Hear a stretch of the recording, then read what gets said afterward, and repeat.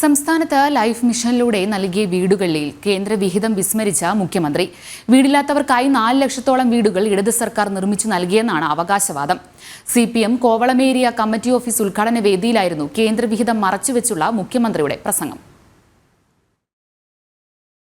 സംസ്ഥാനത്ത് നടപ്പിലാക്കി വരുന്ന സമ്പൂർണ്ണ പാർപ്പിട സുരക്ഷാ പദ്ധതിയായ ലൈഫ് മിഷനിൽ കേന്ദ്രം കൃത്യമായി വിഹിതം ലഭ്യമാക്കുന്നുണ്ട്.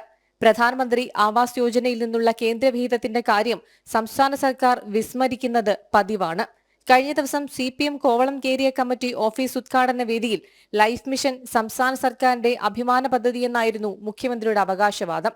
തങ്ങളുടെ ജീവിതകാലത്ത് ഒരു വീട് നിർമ്മിക്കാൻ കഴിയുമോ എന്നൊരു സ്വപ്നവും കൊണ്ട് നടക്കുന്നവർ, ആ സ്വപ്നമുണ്ട്, ആ സ്വപ്നത്തോടെ മണ്ണടിയുന്നവർ, അവിടെയാണ് LDF സർക്കാർ തീരുമാനിച്ചത് ഇത്തരം ആളുകൾക്കെല്ലാം വീട് നിർമ്മിച്ചു നൽകണം.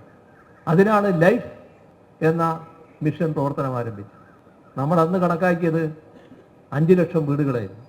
ഇപ്പോൾ 4 ലക്ഷത്തിലധികം വീടുകൾ പൂർത്തിയായി. ഒരു സംശയമില്ല, ബാക്കിയും പൂർത്തിയാക്കാൻ തന്നെയുള്ള നടപടികൾ സ്വീകരിച്ചു പോയി. ഈ വീടുകളിൽ എത്തിപ്പെടുന്നവരെ കുറിച്ച് ആലോചിക്കണം. ആ വീട്ടിൽ ആദ്യ ദിവസം കിടന്നുറങ്ങുന്നവർ, സ്വന്തം വീട് സ്വപ്നം കാണാൻ കഴിയാതിരുന്നവർ സ്വന്തം വീട്ടിൽ കിടക്കുകയാണ്. അപ്പൊ ആ രാത്രിയോടുകൂടി അവരൊരു പുതിയ മനുഷ്യരായി മാറുകയാണ്. കേരളത്തിൽ ഇടത് സർക്കാർ നിർമ്മിച്ചു നൽകിയെന്ന് അവകാശപ്പെടുന്ന വീടുകളിൽ PMAY നഗരം, PMAY ഗ്രാമം എന്നിങ്ങനെ 2 വിഭാഗത്തിനായി കേന്ദ്രം തുക നൽകുന്നുണ്ട്. മാത്രമല്ല, ഭവനരഹിതർക്ക് നൽകുന്നതിനായി കേന്ദ്ര സർക്കാർ അനുവദിച്ച ഫണ്ട് കൂടി ഉൾപ്പെടുന്ന തുക സാമ്പത്തിക പ്രതിസന്ധി കാരണം ലൈഫ് മിഷൻ വകമാറ്റി ചിലവഴിക്കുന്നതും പതിവാണ്.